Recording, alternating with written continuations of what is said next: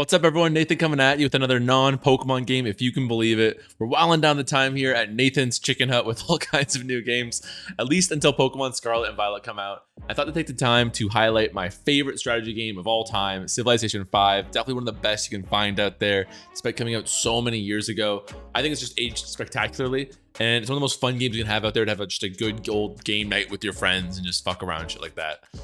Hell, on Steam still right now, you can buy it and all the DLC for like $10. Like not the second, but pretty much every Steam sale you can get it for dirt cheap. Speaking of friends, as I said, this game is best played with a big group of guys that you feel like you can mess around with and broke some devious trades. So after recruiting a couple of my own buddies to play with me, I also put out the call to see if any of my viewers wanted to play with me as well. And while I did get a few, I also received interest from someone you all may have heard of. That's right, it turns out that Freezai isn't just a Pokemon fiend, but also a huge Civ 5 fiend, to the point where he plays a game with a server of other huge Civ heads every week, and they've got a mod to keep the thing like fresh or balanced or whatever. I don't know personally. Also, it turns out that they're all really good, because of course they are, and they like regularly beat the game on the highest difficulty out there, which is Deity, whereas I'm out here struggling versus the second highest difficulty, Immortal. So screw me, I guess. Not only is he just better than me at like Pokemon, but he's better than me at YouTube and Civ. Probably outbenches me. He's gonna probably beat me in fantasy football this year. I don't know. He's better than me in everything, man. I can't take it. But anyways, he grabbed one of his other Civ friends from that lobby I mentioned, Levi, to join us, and we were good to go. Actually, I say that, but one of my friends had to dip at the last minute and was actually filled in by Lieutenant Tesla, who you guys may recognize from the Monotype ladder. Played against them a couple times. Really amazing electric player. Hosted that tournament series that I participated in last month. You should also check out his channel too. He's an up-and-coming YouTuber, and we're glad to have him. But with all that out of the way, let's just get into the game here. If you've never played Civ before, don't worry. It's actually extremely straightforward once you understand a few of the very basics, which I'll make sure to run over as they come up. So first things first, the way Civilization works is that you are given a single tribal warrior and a single settler in 4000 BC, and the objective of the game is to guide and control the civilization across history in thousands of years until you win the game. How exactly you win the game is dependent on how you build your empire. For example, if you're a scientific empire that builds lots of libraries and universities and focuses on literacy, then you win the game by placing the first man on the moon. If you're trying to win with a strong military, then you win by controlling every other player's capital. For a cultural city, culture civ, you win by dominating every other civilization's culture and having them wearing like your skinny jeans and listening to your pop music. But you get the idea, like there's different win cons for different civilizations. But loading in here, I decided to play as the Arabia civilization. They're an amazing civ with a ton of benefits to economics, with trade route bonuses and extra resources. They're just a one trick, as they also have access to camel archers, which are, I'd say, easily one of the best military units in the game, but we'll talk about that more when we reach that point. So first things first, we load into the map, which is Pangea. You can do different game modes like Archipelago or like continents or what have you, but we're gonna do Pangea here, so it's all on the same continent and there's gonna be a lot more action as a result. Really gotta play nice with your neighbors though, because if you mess up, there is a whole whack of trouble you can get into. And I'm immediately disappointed though, because I thought by selecting Arabia, I would be able to spawn in a desert, which can be leveraged into a bunch of really unique bonuses and a lot of interesting playstyle stuff. But instead we're in the plains with a healthy dollop of tundra there to our north, you'll see, which totally sucks. But as to why the terrain matters so much, again, for beginners out there, I'll direct your attention to the little symbols here on every little tile of the map.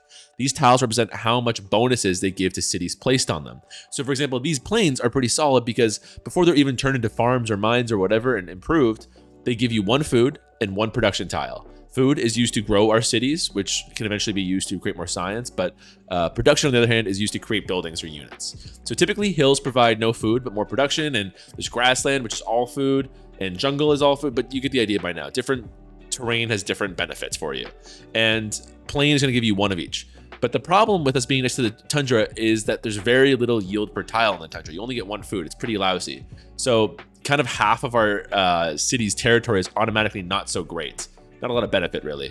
But, you know, oh well, I can't really complain too much because we're also next to a ton of wheat, which will make for some juicy farms and 3 different salt mines, which is an insanely good thing for us. So I plot my capital down there and start by building a few scouts so I can look around the area. You know, information's power, that kind of thing. We want to be able to find as much information as we can on our opponent's locations and scout at future city locations. But building a city also means we can start researching different technologies, and I immediately make a beeline for writing so we can build a library and focus on science as much as possible. Because The thing about Civilization 5 is that even though there's lots of different ways to shape your empire and win, science kind of rules everything. Because like what I mean by that is the faster you research new technologies, the sooner you can adapt your empire to whatever win con you're doing. So for example, if I'm going for a military win and I have bad science and I've got a bunch of crossbowmen while my opponent has tanks, the war is not going to go so well. Same goes for culture and political wins. The sooner you research new text, the sooner you can progress your civ towards that win condition. There's like no matter what win con you're going for, you're going to need to be at least competitive with science, right? So yeah, everything kind of flows through that, even if it's not necessarily your focus or your direct win condition you have in mind. So yeah, even though it's way too early to decide how I want to win the game yet, I'm definitely going to be beelining those libraries as soon as possible. And that's what we're going for writing. Next, I start to pump out those scouts and start to look around. Information is power, and I want to know where my opponents are and also where I can settle future Arabian cities. So we immediately find the Great Barrier Reef off to our right coast, which is pretty great, but there's not really much I can do with that since it's in a subpar city location. And beyond that, there isn't really too much jumping out at me immediately because of all this uninhabitable desert that we're seeing right here. However, I do find Mount Sinai here next to some bananas and cocoa, which is definitely very desirable. So I figure I better get working on settlers quickly so we can lock down this area before somebody else does. We also find this dope little peninsula with whales, deer, and tons of fish. This is also going to be a great city spot down the road, I can already tell. And then also at this point, I've met a few of the other players' scouts, but not any cities yet, so I still don't have too much information. I'm going to have to keep looking around. They're also digging around about where I am, too, it's worth noting. We've only told them that I'm in the tundra. You're in the tundra, right? Where am I going to send this army? At turn 18, we finally get some workers out, though, that are trying to build some farms. But at this point, we start to see roaming barbarians that are starting to flock up to my borders, looking to stir some shit up. And normally I'd build some archers to deal with that. But like I said, my focus right now is on building a settler as soon as possible to settle that juicy spot down south. Time is definitely of the essence. I don't know where my opponents are. I don't know what they're looking to expand on. And if they see that spot, they're definitely going to want it too. Luckily, my city can bombard these barbarians for a little bit of damage, but there's a lot of them at this point. So by now, I've decided to build my nation around the tradition social policy, which pretty much just means that I'm looking for a few highly populated cities instead of several smaller ones. You can also go with piety for religion or honor for military early on, but I'd really rather focus my civilization's infrastructure first and get that going. At this point, though, the barbarians are actually ganging up and attacking my capital, which is definitely a little scary, but I think we should be able to manage, all things told. They can't do too much early on. By turn 30, I've built my settler and escorted him to the south, but literally 2 turns before I get there, I see that Freezai's friend Levi has swooped in and gobbled up the area. This is super annoying, but not the end of the world because I have a few other spots in mind. In fact, this group of hills by the west coast, pretty close by, are looking pretty promising, so I decided to settle there. There's not much food available here right now, so it's going to take a while to grow and really get going, but I'm sure once it does get rolling, it's going to be a beast with all these crazy resources nearby. But honestly, the more I think about it, the more I'm concerned about Levi's new city because it's just so close to my own borders. Sharing a border with somebody that much better at me at Civ is always cause for concern. And that's compounded a few turns later when, in the midst of building another settler, I see Tesla has popped down a city literally 4 tiles from my capital. He seems to be a pretty chill player with a generally peaceful civilization. Ethiopia doesn't normally warmonger, but again, never a fun thing to be boxed in this early in the game. I really need to get some cities out. Not to mention, I'm starting to run out of city spots by this point. I mean, honestly, I've got that peninsula to the left, but if I want to become a dominant science civilization like I'm already looking to be, I'm really going to need 4 or 5 cities with high population. And during all this, I haven't heard too much from the other players. I mean, my buddy Callum is to the east, I know, with the 2 AI that we put in the game. And south of him is John, who is one of my viewers who hopped in playing the Shoshone, and they seem to be doing okay too. But Freezai is at this point fighting for his damn life against barbarians. So I just leave him to that. Dude. Deal with your barb issues, Levi. I would if I could, you know. Because my scout is out here getting harassed near Levy's borders, and I'm I'm glad that your scout is taking damage, is damaging the barbs by getting harassed, because I would be really screwed otherwise. I'm not gonna lie. Like, I can't deal with these barbs at all. There's more barbs to my east, you know that. Well, northeast, yeah. Also, there's barb triremes already. Whoa. Oh my god. Oh, I see them too. This is not good for me. That's so funny. And I evacuated to another barb who was hiding in the forest. Dude, I'm gonna get fucking taken down by this barb. We'll jump ahead to turn 52, where we've got 3 cities up and running by now, and I'm starting to feel good. Ligma, Slugma, and Saucon are all doing well at this point, and they're in good positions. And at that point, I decided to make one of my first big plays of the game and start building the Hanging Gardens World Wonder. And so the way that World Wonders work in this game, like the Hanging Gardens that I'm building right now, is that only one nation can build it at a time. So that works for, there's several World Wonders in the game. Each are very powerful and big benefits, but like I just said, it means that even if I spend 20 turns on the Great Library and I'm so close to it, if somebody else builds it one turn before me, I lose all my progress and have very little to show for it. You get a little bit of rewards, but 20 turns early game is so important. That's so much infrastructure that you've lost out on. At this stage of the game, those turns can be spent instead on building like a settler and 2 archers, honestly. So if you try for a wonder and don't get it, especially early on, it's a big loss. But on the other hand, Hanging Gardens are really good. It produce a ridiculous amount of food early on, which means my capital will explode in population, which I definitely really want to leverage because that tundra is going to put a cap on it as it stands right now. And in Civ, more population, which is that little number you can see to the top of the left of the city name, essentially means more science, because the way that libraries and universities work is it produces science based on your population. So the population you have is a huge metric for creating science anyways. My biggest threat to building it, though, is at this point Freezai, who is a civilization that specifically specializes in building world wonders quickly and is in the appropriate ideology to actually make it. But as I just said, he's being hounded by barbarians all game, so I can take advantage of the opportunity and decide to build one as quickly as possible. Hanging Gardens, bro. Who has the time for that shit, bro? I'm stuck building infrastructure and other. Why do you need infrastructure? Maybe you just lack the forward vision of this Hanging Gardens builder. Luckily, though, we're able to pull it off, and our capital's food intake is literally doubled. It's completely crazy. This would end up being huge for me over the course of the game. It would completely offset the disadvantage I had by spawning near the tundra. I would actually learn later on that Tesla, to our southeast here, was only a few turns away from finishing it himself, which absolutely would have changed the game big time, so close miss there for us. Turn 56 arrives, and feeling threatened by Levi taking another great city spot to our south, I decide to inquire how he's feeling about Freezai. This is a big game of alliances, playing people. It's like you ever played Risk with your friend. It's kind of like that cranked up to 11, where there's a little bit more diplomatic options you can go for, I guess. So I always like to feel around, especially with my neighbors, see where their head's at, and try to play them however I can. And it's definitely going to be hard in this case because I've really never met Levi before. So although I'm mostly joking, I'm still feeling threatened by Freezai and Levi here, and I'm hoping to get one of them on my side. Levi would be a great ally, though, because he's so close to my borders, but that's also why I'm not sure I can trust him. Freezai, on the other hand, I don't share borders with, and he's directly south of Levi's capital and could easily attack him if I needed help. Either way, though, Levi, or the Inca, doesn't sound like he wants to play along, so I've definitely got to keep an eye on him.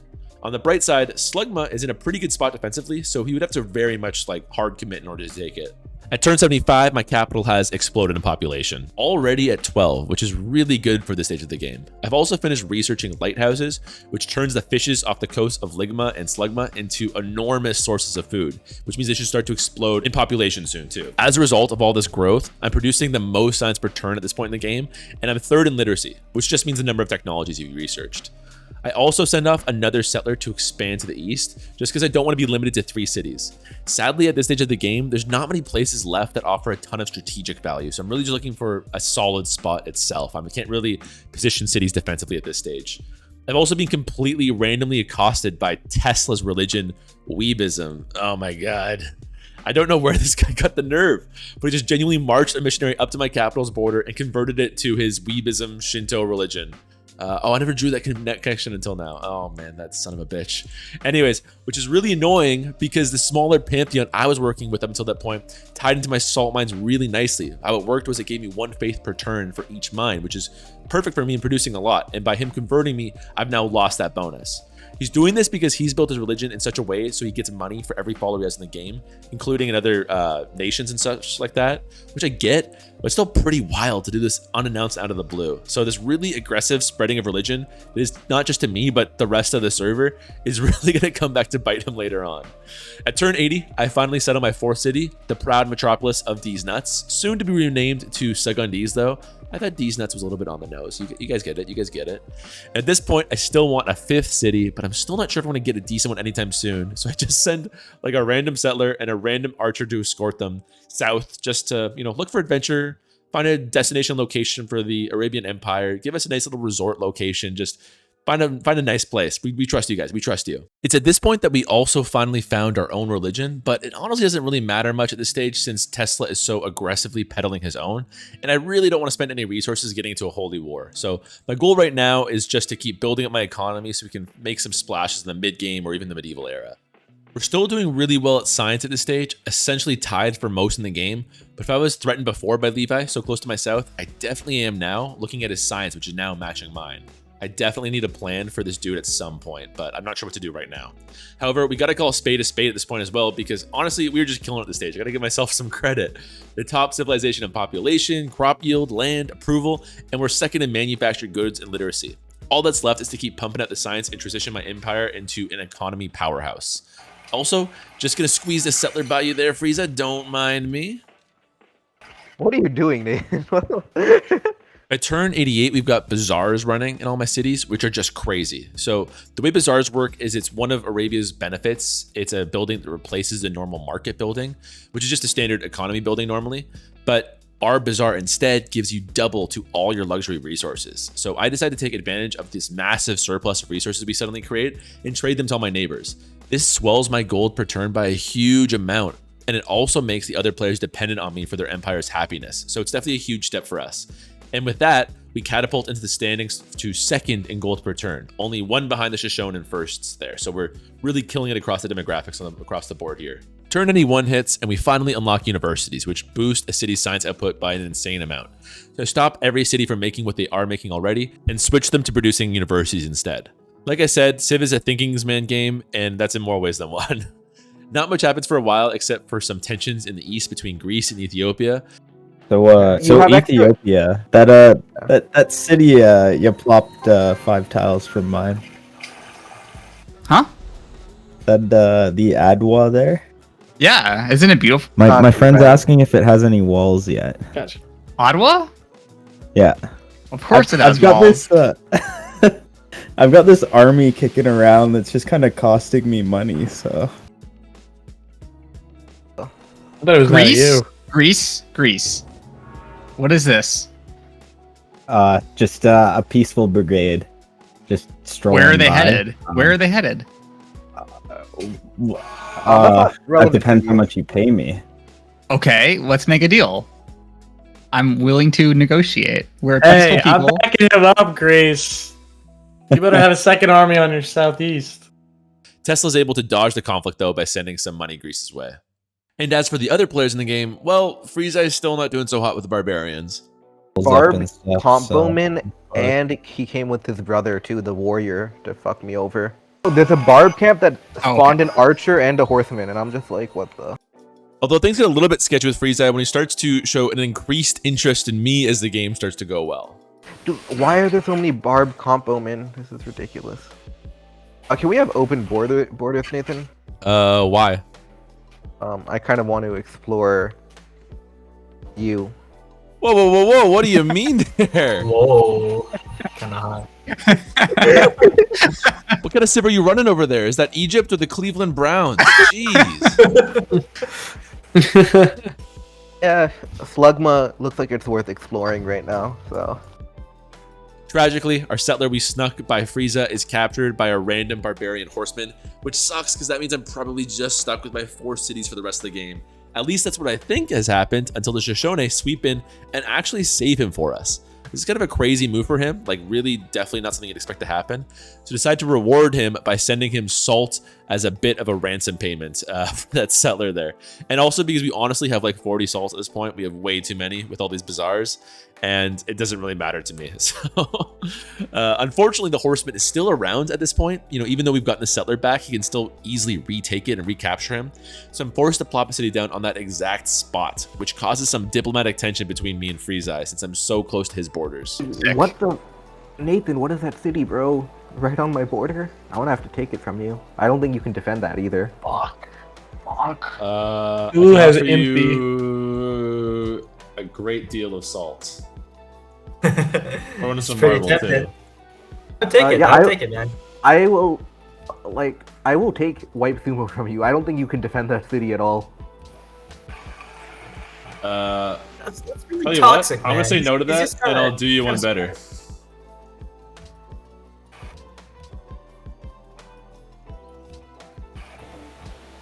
Let my generosity not be discounted.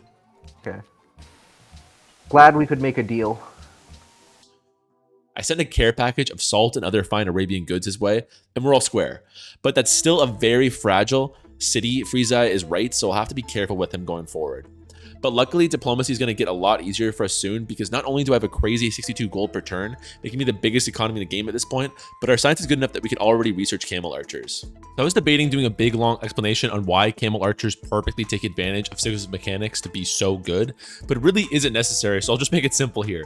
Movement is really restrictive in Civilization, just as a general rule, and archers are much better than melee units because they don't take any damage in a skirmish. They just dish it out without any retaliation, whereas melee units have to just go into this brawl and everybody takes damage. After 3 turns, they're pretty much useless and need to be recovered. So camel archers, who have double the movement of other units, in addition to being ranged units, are amazing for taking advantage of both of those facts about combat in Civ. They pretty much mean they can advance on an enemy, pepper them with arrows, and then back away safely afterwards so that they're impossible to damage. They're essentially the best military unit in the game and completely dominating in the medieval era. So with those camel archers around the corner from me on the tech tree and my nation about to receive a massive boost in military strength, I decided there's no better time to stir some shit up. So I hit up Freezai in the in-game DMs and I can concoct a plan with him to attack Levi with a 2-pronged attack from the north and south. At this point in the game, I also have gotten several very profitable trade routes open between other civilizations, and my gold per turn is getting kind of ridiculous for this stage. So I can easily take on the cost of extra troops at this point.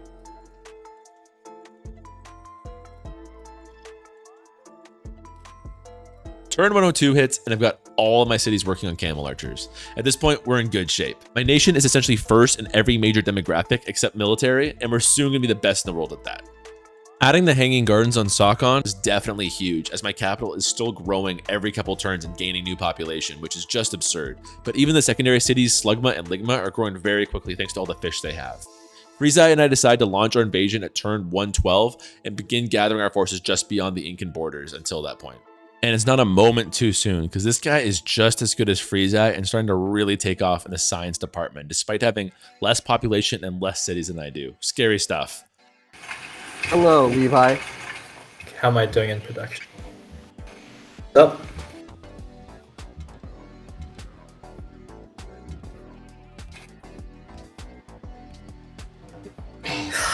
Okay, here we go. Gotta upgrade my combos. I can't see much from the north, but Freezai launches an attack with some freshly researched crossbowmen and comes in hard and fast, immediately blitzing Levi's capital. Meanwhile, I send my fleet of 6 camel archers into position. This right here is another reason why I was so threatened by Tiwanaku's city placement. Not only is it right by my borders and in a very desirable position, but they're also covered in mountains to the north, which act as barriers to me, and hills all around, which boost the city's defenses, but also making it hard to actually get in range of my camel archers. But turn 115 is starting to look concerning for the war. Freezai is worried he's outmatched, and I haven't even shot an arrow yet because of how difficult this terrain is. I offer to send some camel archers down to the capital to help, but at this point all of my camels are in position and I really want to see what they do. Holy shit. That is a decently strong city and we just erased it in a single turn. I won't be able to physically capture the city until I get a melee unit in range. Realizing just how strong these camel archers are puts the balance of this game into a massively different trajectory. These are just the units that I spit out in like 10 turns too. Like I could easily make way more. If I can take out a city like this instantly, it does not bode well for my opponents. In the turns afterward, I leave my crossbowmen by Tiwanaku to keep it at low health, just keep it kind of simmering, nice and minimum health, while I send some camel archers down to assist Freezai with the troops around Cusco. Levi realizes at this point just how bad of a position he's in. I mean, how could you not when your second best city is just instantly annihilated?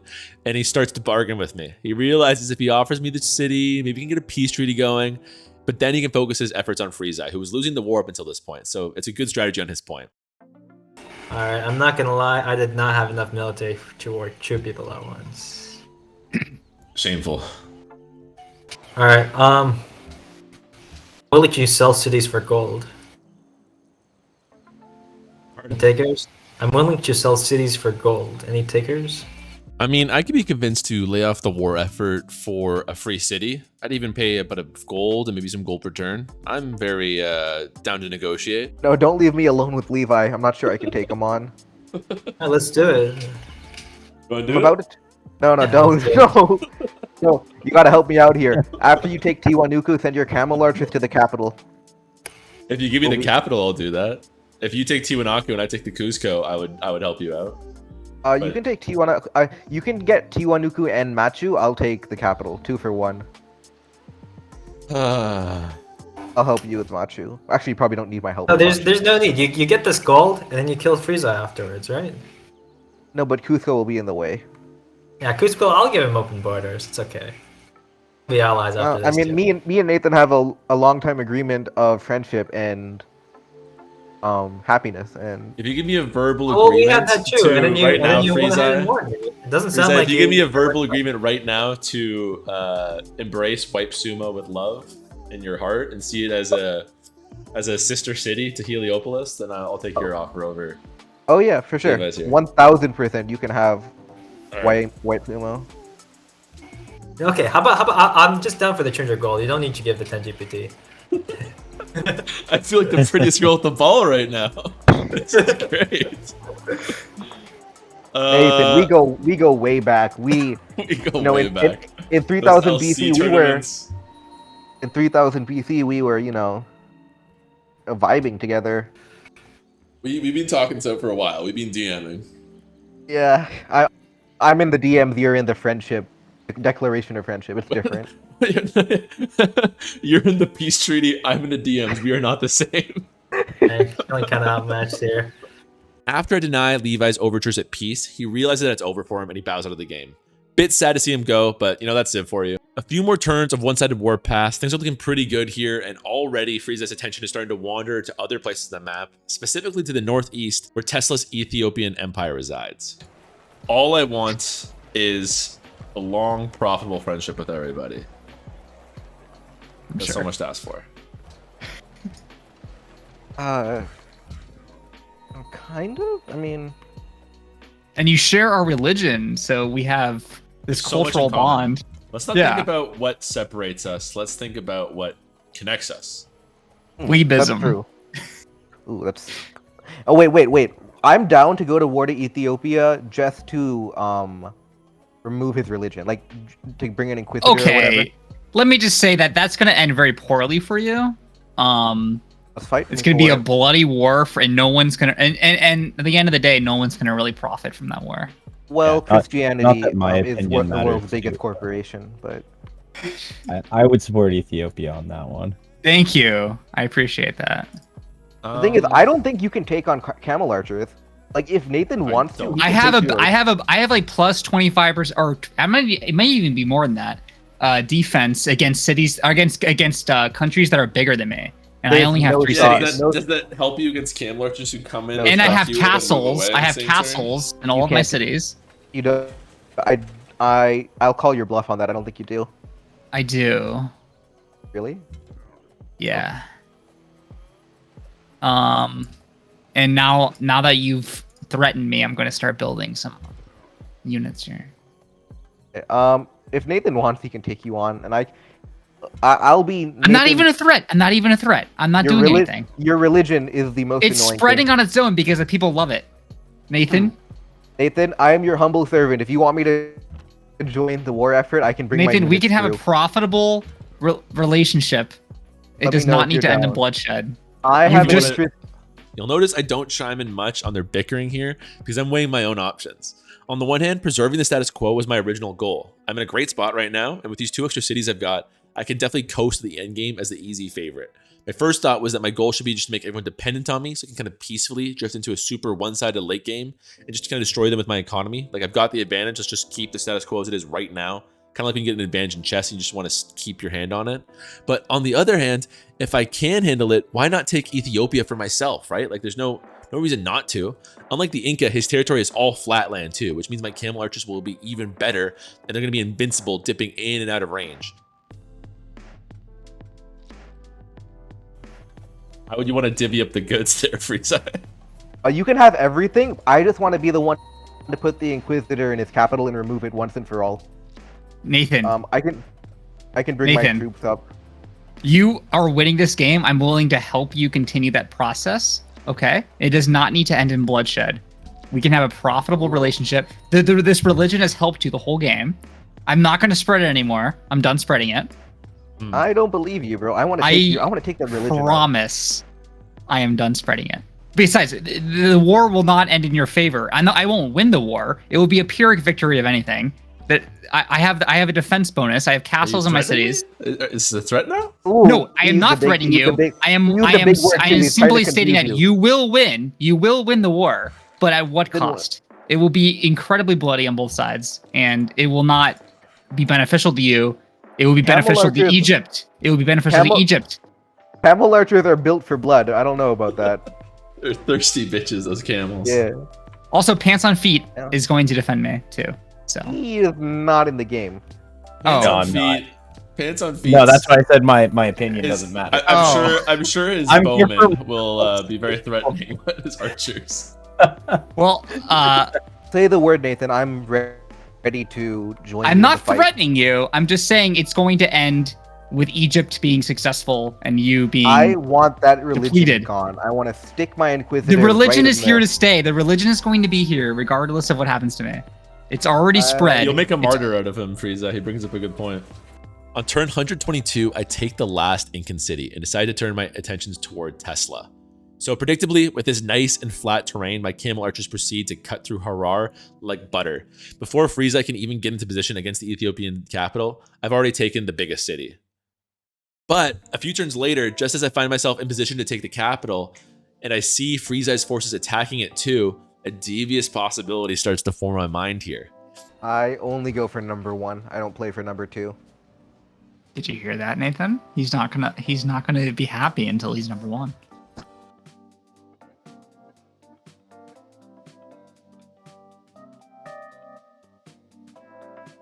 Wait, who attacked me? Nathan. At 2. At 2, Nathan.